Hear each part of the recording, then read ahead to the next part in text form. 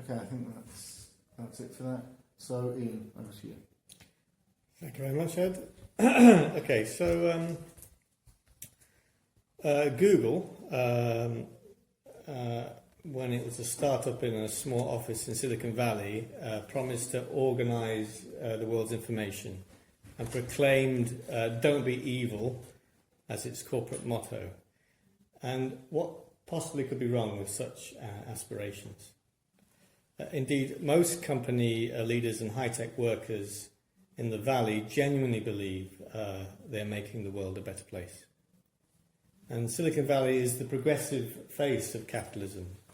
The PR departments of the Valley's corporations skillfully claim the progressive content of science and technology as their own. Nonetheless, it is an undeniable fact that billions enjoy real benefits from searching the world's information, connecting with people across time and space, carrying powerful supercomputers in their pockets, and so on. And these are new facts to be celebrated. But of course, this is just a face, and the full reality is somewhat different. So, tracing the supply chain backwards from the knowledge workers with their high wages and humane office spaces, we'll find millions of workers in other countries suffering bad conditions and low pay. Plus, the Valley suffers from extreme and pervasive economic inequality and an impressive array of social problems. We need only note the army of hidden workers who clean, wait tables, wash cars, nanny, deliver packages, tend gardens, fix infrastructure, who receive poverty wages, live in crowded trailer parks just down the road from Google headquarters. We could also mention all the evil business models, where vast computing power and fancy algorithms trawl our digital footprints to track and surveil us, to sell and manipulate, to intensify our addictions. And we might also reflect on the Valley's enormous and continuing contributions to building military machines that rain down death and destruction. But what I want to say is these are all secondary phenomena. And I want to point to the root problem, the ultimate source of all evil, and explain why Silicon Valley is hypocrisy on a grand scale. The Valley's movers and shakers believe they're progressive, that entrepreneurial capitalism is the road to utopia, but it's not. In fact, the opposite is the case. The Valley is a prime cause of social regression, and it's both responsible and culpable for creating a dystopia.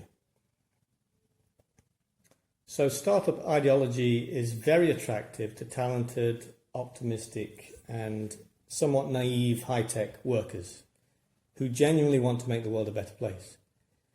The clap-happy techno-utopianism is rife in Silicon Valley, but socialists have something important to say to this aspirational segment of the working class, which is the following.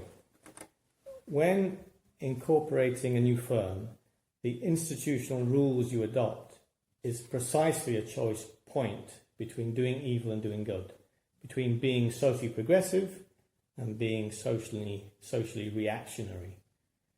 So in the remainder of this introductory talk, I want to try and explain what I mean by that, what the choice point is, and why it's important.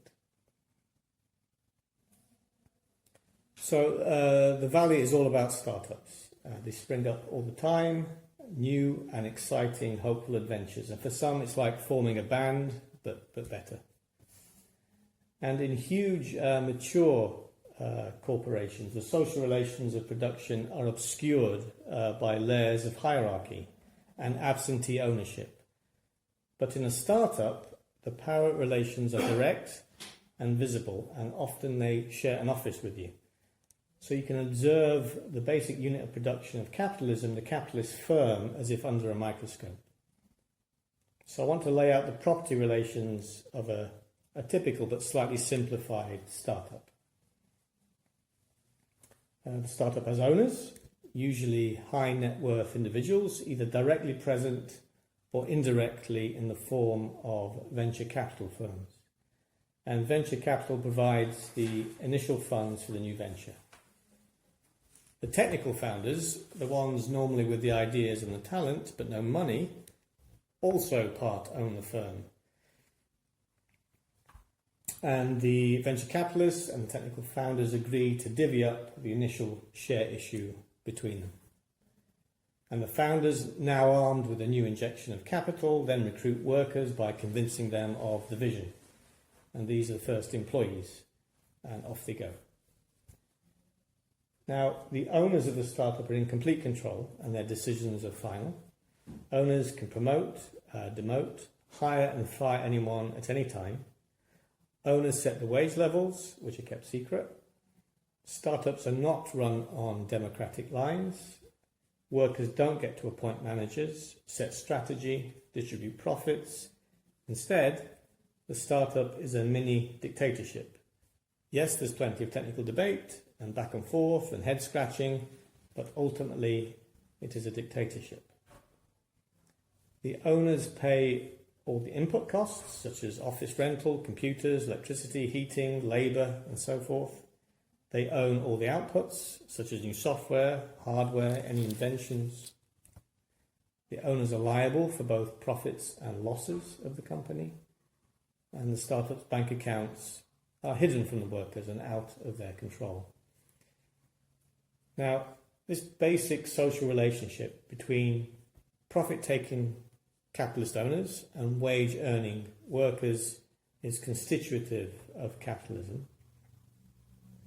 For example, you can travel today to Shropshire and visit Ironbridge Village, one of the birthplaces of the Industrial Revolution, sometimes called the Silicon Valley of the 1800s.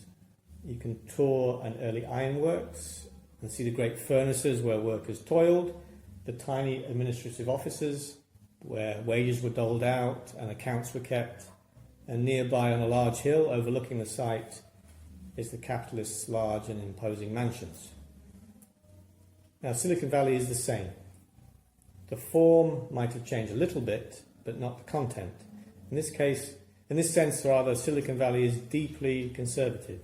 It proclaims to disrupt everything and make all fresh, new and shiny, except this basic social relationship.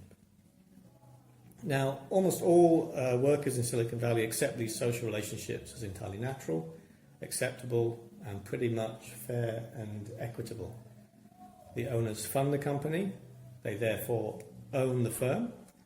The owners risk a lot of capital, and the workers receive a good wage based on supply and demand in the marketplace. Plus, they get some ramp-up time to try and invent some new stuff, which is fun. So what's not to like? What is the problem with this? So imagine you and I agreed to exchange something in the marketplace, say a second-hand iPhone on eBay. You get the money, I get the iPhone. You may get a good deal, or I may get a good deal, depending on what Adam Smith called the higgling and haggling in the marketplace. Whether a fair price is struck or not is an exchange for something, some goods for some money. And this social transaction satisfies a principle of exchange. We swap some stuff and nobody forces us to do that. But in contrast, let's say I take the iPhone from you and you receive no money at all. Clearly that violates the principle of exchange. I got something of yours for nothing and without your permission, some goods, some resources for free. And that's theft, and obviously so. And the point is this: all startups in Silicon Valley violate this principle of exchange and institute a system of theft. They are theft-based institutions. If the startup is successful and grows, and then so does the theft. It expands in scale because it's baked into the institutional structure of the firm right from the get-go. If the startup goes global, like an Apple, a Facebook or a Google, then the theft takes place on a global scale. But as Marx once remarked, this theft is hidden in the abode of production. It needs some reflection to really see it. So to really see it, we need to first note that workers in the startup are the actual cause of any profits it makes. And we can demonstrate this with a simple thought experiment. Imagine the workers stop working. Would the firm have any possibility of making a profit? Or, if already profitable, continue to make that profit? But we don't really need to imagine, because that's called a strike, and owners hate it since it kills their profits. So in any company, including a startup, the workers create the value.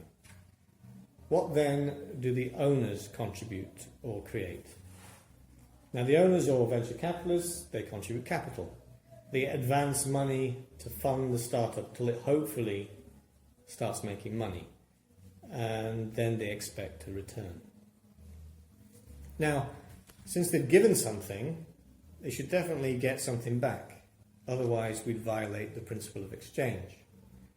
In fact, they should expect repayments of the sums advanced, and let's be very generous here, also a risk premium, since most startups fail without making a profit. And also, in order to be really straight and fair about this, let's also accept that some collateral as security for the loan, so they get first dibs on any outstanding assets of the company if the venture fails. And this seems like a fair exchange, and in many ways it is. So far so good. But if early investors merely did this, that is, simply advance some loan capital, they would not become owners of the firm, because once the startup made money, the loan would be repaid by the firm, and the early investors would have no further claims on the value created by the workers in that firm. In other words, no claims on the fruits of other people's labour. So simply lending capital does not necessarily violate the principle of exchange. But Silicon Valley startups are not funded by loan capital. Venture capitalists want and get much more than that. They advance capital to the firm, but in addition to being repaid, they demand ownership of the firm, that is equity capital, and receive stock, that is shares in the firm. And so they own the firm. So in consequence, once their initial loan and risk premium is repaid, they get even more. They retain a claim on the firm's future income, that is the fruit of others' labour, in perpetuity. And that claim only terminates if the firm dissolves or they sell their shares. And this mere legal ownership of the firm is sufficient to lay claim on its profit. The owners don't need to do anything. And right here is precisely the moment when the principle of exchange is violated. Once the firm repays its debt and the early investors are made whole. Beyond that point, we have workers creating profits, owners appropriating that profit without needing to contribute an hour of their time or a dime from their pockets. The owners are getting something for nothing, and the owners can, as John Stuart Mill once put it, grow richer, as it were, in their sleep. And this isn't an exchange. It's just appropriation, and that's why it is commonly and accurately called economic exploitation. So the important point is this: equity capital violates the principle of exchange. There's an enormous difference between advancing capital to a firm and owning a firm. And that vital distinction is conspicuously absent from all the upbeat, world-changing and progressive chit-chat in the coffee shops, restaurants, offices and homes of Silicon Valley. So let's pretend just for a moment that they might be listening, that all their chatter stops just for a moment, and we whisper into each and every individual ear, equity capital is theft. When you take profits but contribute nothing to the output of the firm, other than holding a paper claim, you are stealing. And yet this is how Silicon Valley startups are organized. Cohort after cohort of smart groups of highly educated workers are quite happy to sign up to their own exploitation and cede control over how they organise their own working day, what they produce. And the most effective prison is the one you don't realise you're in. But, wait a second, the libertarian consciousness of Silicon Valley is very unhappy with this conclusion that I offer you, and they will be pushing back on it, and they will reply something like the following. No one forces the workers to accept these terms, and the wage contract is voluntary, and it's therefore perfectly okay. So go away, annoying socialists, and stop spoiling all our fun. So we need to think about that. Do workers freely enter into the wage contract? Do founders with good ideas have the freedom to start new commercial ventures that aren't based on theft? And in theory, in principle, yes, Silicon Valley startups could be incorporated as, for example, profit-sharing worker cooperatives. In this type of institution, all the working members share the profit, which is democratically distributed. Worker co-ops aren't owned by capitalists. Ideally, they only raise loan capital and do not raise equity capital. So capital in the form of loans is merely another input cost of the firm. Yes, the loan has to be repaid with interest, but the lenders don't get to own the firm and they don't get to control it. Instead, the worker owners control the firm and get the profits when they're made. In a democratic worker co-op, the principle of exchange isn't violated. No one systematically exploits and steals the value others have created. And clearly, this is a more lucrative deal for the workers. Profit sharing is better than the wage contract.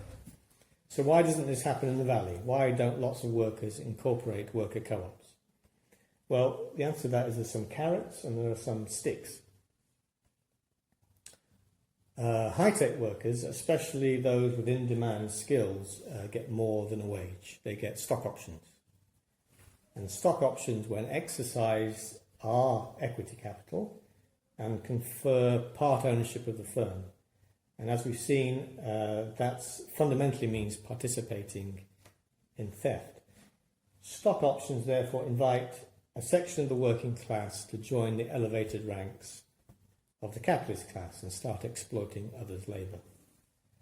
In a small startup, as is common in Silicon Valley, it's especially clear that the workers create all the added value, but the owners appropriate it. So even the best educated minds start to notice this empirical fact.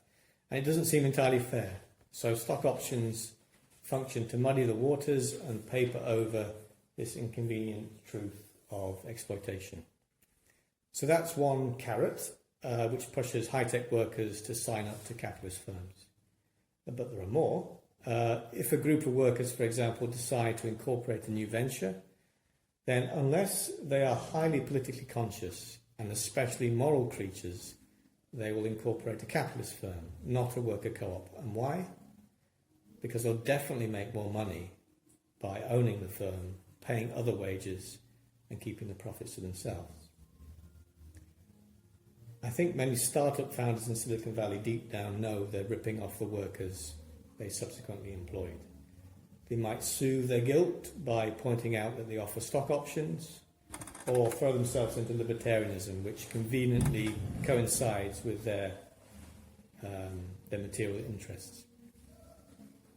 Anyhow, the wage contract is sweetened by stock options for these in-demand workers. That works. But the wage contract is only voluntary if the workers have other options. If they have the choice. So do they have another choice? So there are some sticks too.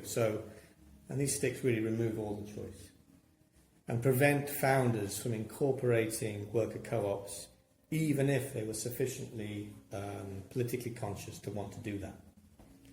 So Silicon Valley is famous for its vibrant and extensive venture capital community. That's one of its cultural peculiarities. So plenty of capital swirls around, continually searching like Sauron's great eye for the latest hit company to fund. And any venture capitalist quite naturally wants to maximize their returns. So faced with a choice between two companies, A and B, where A is a capitalist firm and therefore offers equity in return for capital, whereas B is a worker co-op and only offers loan repayments in return for capital, then the venture capitalist will always opt for company A. It will fund company A. There's no contest. Equity capital is strictly a better deal than loan capital. So worker co-ops don't get funded in Silicon Valley and never will. So all those talented and creative workers with good ideas for making things that people want have in practice no choice but to incorporate a capitalist firm and begin sorting people into a class of owners and a class of workers. So you either submit to capital or watch your ideas wither and die. And there are no other practical ways to raise significant capital. So there is no choice. Founders must incorporate capitalist firms, and workers who need income don't have the option to join a worker co-op. They must sign the wage contract. And that isn't voluntary, it's coerced by those with a monopoly on capital. So Silicon Valley culture celebrates venture capital, the heroic entrepreneur, the gee-whiz technical and creative ideas of startup founders. But Silicon Valley repeatedly and continually reproduces exploitation, where some members of the firm own it and others simply rent their labour to it. And there's zero innovation in this sphere. The Valley is a great engine, churning out new companies day after day, which reproduce the division between an economic class that wins and an economic class that loses. But why single out Silicon Valley? I mean, what I've just described applies to capitalism in general. And I think Silicon Valley deserves special recognition because the contradiction between its self-image and the reality is particularly stark. Silicon Valley desperately wants to view itself and be seen as socially progressive, enlightened, cutting edge, and even utopian. But Silicon Valley cannot see the connection between the kinds of firms it funds and creates and the extreme economic inequality and associated social ills that it causes to manifest both locally in California and globally across the world.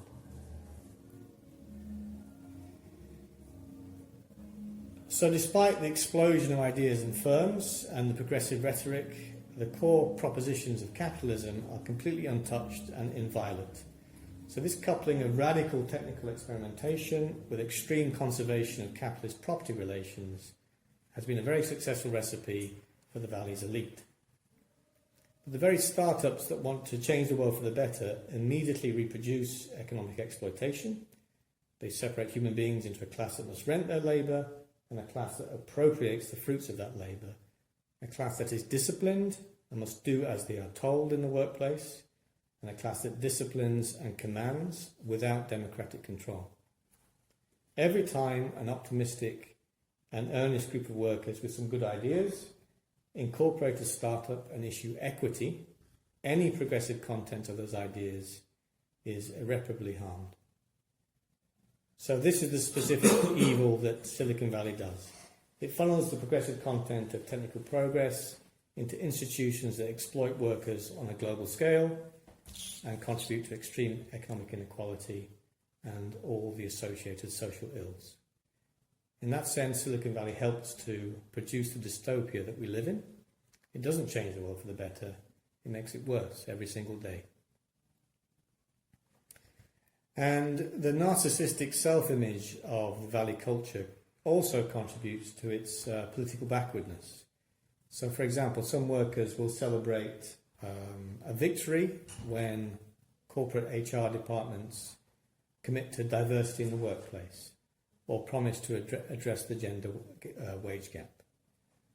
But these are easy concessions for capitalism. They're softballs because profitable firms will easily accommodate and happily accommodate those concessions. Just don't ask for bottom-up democracy in the workplace or profit sharing, because then you'll get a very different response. But that's what a truly progressive Silicon Valley would do. To do no evil, to be good, to disrupt the status quo and make the world a better place would mean never creating a capitalist firm, because it's a top-down dictatorship where the dictators steal the money. And there's nothing progressive about that kind of social institution. And I think that founding such a startup is deeply unethical. It institutionalized theft and is a prime cause of diverse social ills. Abolishing that kind of economic exploitation would make the world a better place, but reproducing it in startups simply doesn't. And that's me. I think that's everything. So, Ian, 5 or 10 minutes to reply to anything that you'd like to reply to. Yeah, well, thank you very much, everybody. That was it was very interesting to hear all your thoughts and reactions to what I said. I think in some ways, I think my talk failed, in the sense that the way the conversation progressed, in many ways, got further and further away from the point I care about the most. So, and I think that's my failure. So part of the issue is that there was a missing argument, and that was partly done for reasons of time. So let me try and sketch that in now. So, Zed, you made the point that maybe the thing we should focus on is how capitalist property relations hinder technical progress, and you gave the example of intellectual property rights. Someone else, I think it was you, suggested that surveillance was a big problem, in that many of the business models involved essentially spying on people. What's happening now?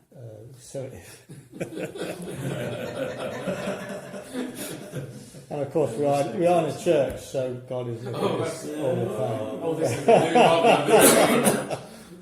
new Your phone is switched on, they're listening. So there's no hiding. Anyway, and as I hinted at the beginning, is that I wanted to try and focus on the root cause of evil, the real source of all the problems, independently of what I feel are secondary phenomena. So, for example, let's assume hypothetically that there wasn't this problem with intellectual property rights, there wasn't surveillance business models, that all the capitalist firms had good, ethical business models that everyone could agree upon were nice. My point still stands. Now, I grant you that it's almost certainly the case that in the capitalist populations, these evil business models will have a life. But counterfactually, there's still a problem, even if all the things these businesses did were actually good in this ethical sense.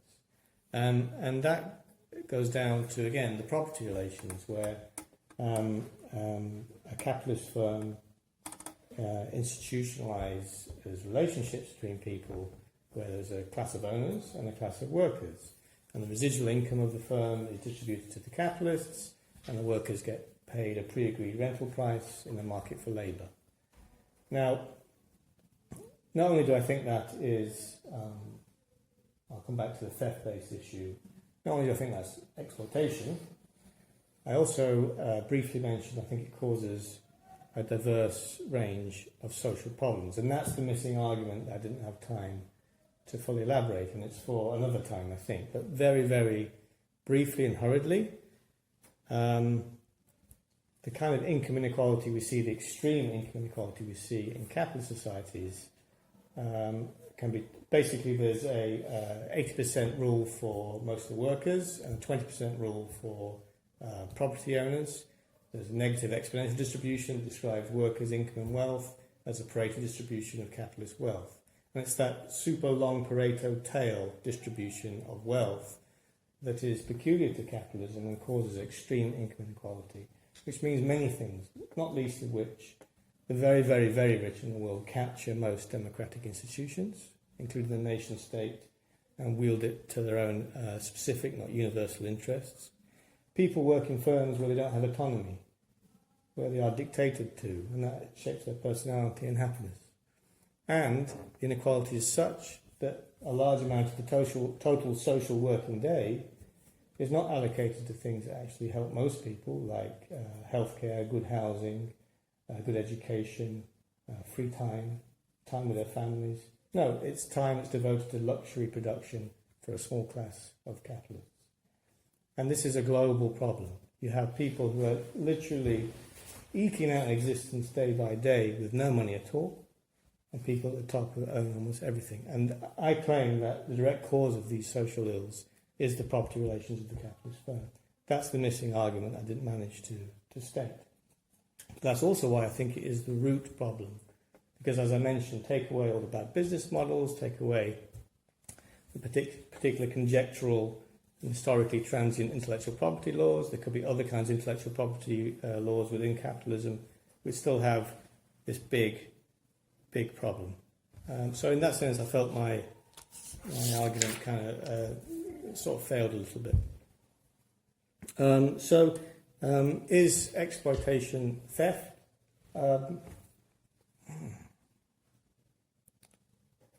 Well,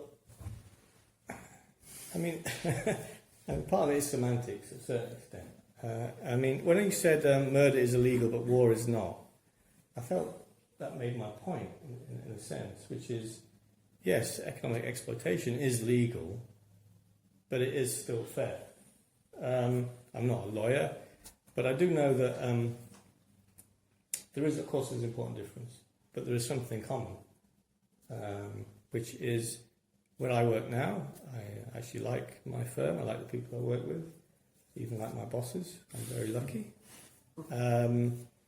But I am a person who is paid a wage, and initial founders hold most of the equity. And I know that I'm creating quite a lot of value for that firm right now, and it probably will create a lot of revenue for them in the next few years. And I know that I won't get my fair share of the value that I created. In a sense, they are earning off my contributions. Can I just ask a quick question around that? Would you have the balls to go and ask for it? To ask for what you're worth if you're creating, that amount of value?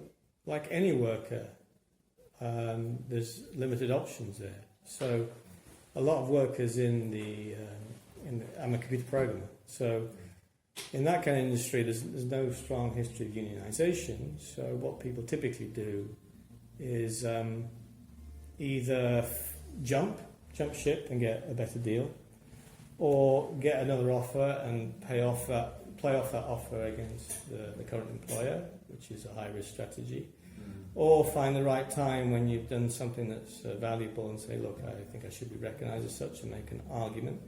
These are all options that workers, in fact, pursue, including asking for, say, more stock options, but in almost no cases could you ask for equity and get it unless you were a very early founder.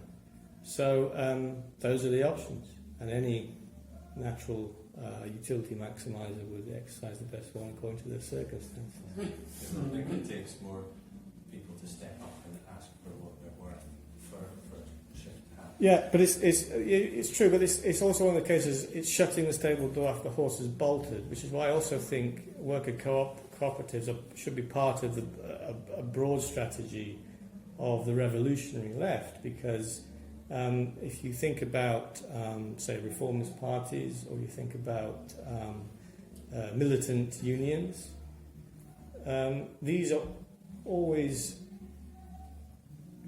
tackling the fact of the existing facts on the ground that the capitalists have a monopoly on capital and they own the firm. In contrast, if you nip the reproduction of capitalist populations at the bud and create a worker co-op, then there isn't a need for unions in worker co-ops. There just isn't. There's just no need for it. So I'm not saying that unionisation isn't important. I'm not saying reformist parties isn't important. I'm not saying revolutionary parties aren't important. But I'm saying you're missing a trick if it's not part of the bag of tools about creating worker co-ops and arguing for it. I've realised the time, and there's so much more to say. So let me try and come to a close.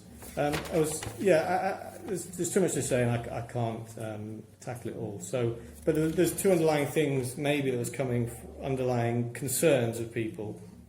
One from the left, which is if you don't get rid of money in markets, you're not getting rid of exploitation. That was one theme I was getting. And then maybe another theme was, well, if you get rid of equity capital, then you can't have a functioning economy, and all will fail. And I guess my talk, as you may have picked up, was neither of those positions. But I think I'll leave it there.